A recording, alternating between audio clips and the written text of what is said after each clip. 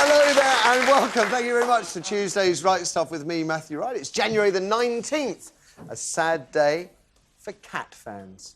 Do you remember the story of the pussycat who'd routinely hitch a lift on a local bus? You must remember. We've talked about him before. Casper's his name, and he's easily Plymouth's most famous and well-travelled cat because every day for the past 4 years, Casper's been picked up from an official stop by the driver of the number 3 bus and ferried free of charge, I should add, over its entire 11-mile route, notching up something like 20,000 miles over the years. Is it coming back to you now, Casper the cat? What a handsome kitty cat little Casper is. All nice and comfy on the back seat. Anyway, he's dead. Got hit by a car. Rest in puss is how the Mirror put it. Or is that pus? From dead cats to the live wires on this morning's show. First up, the very funny Mr. Dave Gorman, ladies and gentlemen. Morning.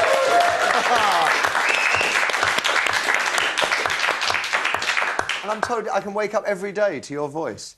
No, Sundays. Sundays? Yeah, Sunday on Absolute Radio. So there's some alarm clock applications. Oh, yeah, there is. There's an iPhone app so you can download it and you can hear me telling you to wake up. Every day? And then it sort of tunes to the radio station. You can make that happen whenever you want. So I can wake up to you every day?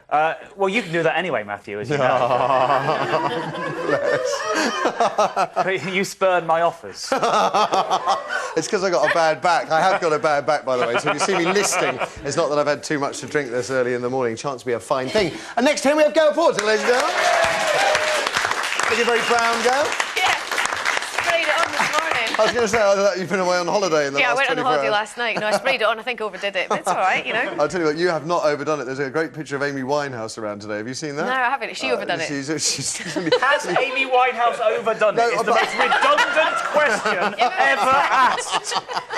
Now, while those two get arguing, let's meet our special guest for the morning. He's already sussed out the show. He said it's organised chaos. It's Charlie Clements, ladies and gentlemen. How are you? Yeah, very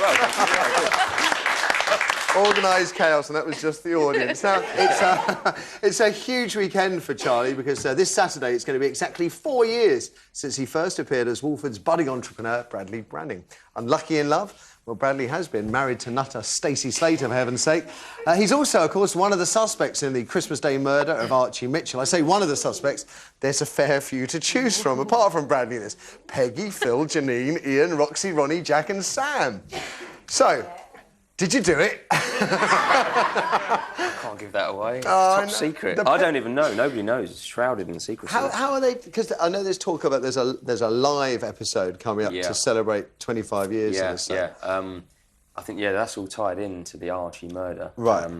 And none of us know who did it. We're going to find out about half an hour before we do the live episode who did it, and then we have to go on and do it. It's going to be crazy. No, because I've had some friends that worked in the safe, and I've heard some of the scams that go on lines stuck on beer glasses, lines stuck in newspapers. Really? That's what I've heard. No, I've never heard that. No, you learn them all? Yeah, learn them all on a Sunday and then just do them for the whole week, yeah. Now, what a confession was on Bradley's lips last week. Here's the duff moment from exactly 7 days ago. You can feel everybody waiting for it. Do you still get a thrill from the duff moment? Yeah, well, we don't sort of, we're doing the scene and then we just hold it for about 4 seconds at the end. You mean there's not a guy on set? With a drum kit. Can you imagine? Unfortunately not. That would be much better. I live in Bethnal Green. I live in the real East End, and I always say it's not very realistic because when the landlord of my local pub was killed, there were only... There were only 4 suspects when it happened, so it's never been realistic enough for me, EastEnders. So do you get to... I mean, I know it's a kind of serious question. I can't remember the last time I watched The Right Stuff, but do you watch EastEnders? Do you actually... I do sometimes, yeah. Purely because we don't sort of... we don't all work together. So you only do your bit? Yeah, so it's quite nice to turn up and see everyone and know what everyone else is doing, because... we get a script, tear out our own bit, learn that. We don't get time for much else. To hell with everybody else, to hell with everyone else, yeah. Now, 4 years, yeah, and now you're going to go, leaving. Now I'm leaving, yeah. That bit we do know for sure. The Sun, when I worked there, they always kind of... They used to have a kind of ambivalent approach. Do we give storylines away or don't we? Because it spoils the fun. Front page news yesterday. Yesterday, yeah. Yeah, which is quite an honour that you're going to jump to your death. Apparently so. I think they issued a statement afterwards saying that was complete rubbish. Codswallop, yeah. So, but it's, drama, look at that. How did you feel about that? Suicide I mean, that is TV history, that is. Yeah. You're going to be pinning it up on the wall? I wouldn't have thought so. Not that. So there you go. Is it true when you auditioned, as I heard that you sort of gave the producers a really kind of compelling reason for putting you in the show? Yeah, I said there's not enough ginger people on TV. That's a fair point. So it is a fair point. So there we Fair go. point. Yeah. What about you, Guy? Any questions? Well, I've not watched EastEnders for ages, but I did hear that you were in a band. Is that true? Yes, it is. And if yeah. it is, are you going touring? What are you going to do when you finish? She's a budding manager, by the Yeah, way. I know. We were just talking about that. Yeah. I know. Well, we don't play so much anymore. I mean, it was all my best mates. You know, they all went off to uni. I started work, so we sort of didn't really get enough time to sort of So continue. are you still doing it now, or not really, or is it more as a... Sometimes it's, you know, it's more of a sort of hobby now, I suppose, as opposed to anything serious. What are you called? The unknown. Be afraid of it. That's a winner. Really.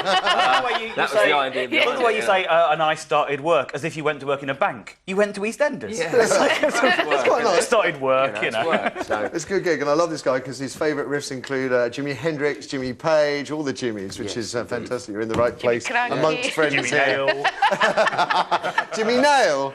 No. all the Jimmys. Listen, great to have you with us this morning. And you guys at home, here's what's happening on today's show. So, what is making news today? Right, well, in the Daily Mail, on page 6, we've got Battleground on Booze. And this is the Labour and the Tories going head-to-head over the pubs, the 24-hour pubs, and, you know, the bad drinking culture that we've got in this country. So, yeah, they've just outlined their different plans to sort of curb binge drinking, really. And Labour's are... They're going to ban on promotions, you know, all you can drink for £10. Bad luck, Gail. No more free drinks for girls. Yeah. Do you pay? Do you pay? You're going to have to from now on. What else? Mandatory requirement to check ID, which I think should be, you know... they suspect you're under 21, Yeah, isn't it? I don't get why we don't do what they do in America and just ID everyone before they go into a pub, you know? Yeah. No, that would... It's quite strong punishment. So it's prison if people don't ID you, which I think is extraordinarily tough. Yeah, compared to the Tories, that you know, they're going to tax increase on problem drinks, 60p on alcopops, you know... Pack of Carlsberg Special Brew is going to go up by £1.33. No, I want to drink now! So, you know... so, yeah, just basically they're going Do you think any of them will work? Well, they haven't worked so far. No. But, you know, they've tried addressing the situation, you know, countless times. Do you think, let's be evil, do you think 24-hour drinking lies at the heart of this? Relaxed licensing law seems to have coincided. I do think that was possibly the most ridiculous thing that was ever brought in, really. Some of the guys on the show last week were saying, and I'm really sorry, I don't know which way to turn on this, but they were sort of saying we need to give it time, that you can't reverse 60 years of last orders, you know, get them down your neck because you're running out of time. It's going to take longer than 5 or 6 years to get that out of our consciousness. Yeah, but... You shouldn't forget also how important a part of a community a pub can be. It's what soap operas kind of reflect really well, actually.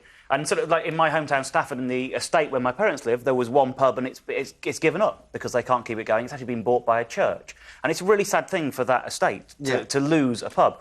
And the idea of having affordable drink in a pub instead of the really cheap stuff in the supermarket... Now you're talking. ...creates a more social atmosphere where you has more responsible drinking. It's the people sort of going down the park or going back home by themselves with cheap booze is more of a problem to me. So cheaper drinks in pubs? I think more affordable, but also more responsible. The alcopops and the things which are catering to 15-year-olds shouldn't be in pubs in the first place. They're talking about giving smaller measures of drinks. So smaller, sort of sorting out smaller measures. The amount they give in a little measure of scotch at the moment is so small, I struggle to imagine how much smaller it could be. OK, that's drinking. Anything else? Yes. What have we got? In the Daily Express, we've got the BA staff plan an Easter strike. They are determined to stop me travelling on them, aren't they? They really are going out of their way to drive us off BA. Yeah. It's planned for around the 1st of March, although the boss of BA is saying that they're going to try and train employees to work alongside cabin crew. So that no flights are disrupted. Yeah, because it's still the same old problems, isn't it? Which is that BA wants to change the working practices, and staff are reluctant to do so, or they want proper talks and consultations. That's at Easter. Anything else? And then finally, we've got the recycling targets. They're unfair on the public, apparently. You know, domestic refuse is 9% of Britain's total waste. Is that all? And they're asking, you know, sort of shops and supermarkets and stuff to have a bigger sort of... Because all you ever hear about is you've got to cut back, yeah, you've exactly. got to cut back. I didn't realise we were such a small contributor. Yeah, I mean, the biggest, we produce 330 million tonnes of rubbish every year. Much quite more a lot of that Jeremy is down. Vile's show. Demolition, demolition and construction makes up 32%, and quarrying makes up 30%. Okay. So they're like the big offenders. All right, nicely.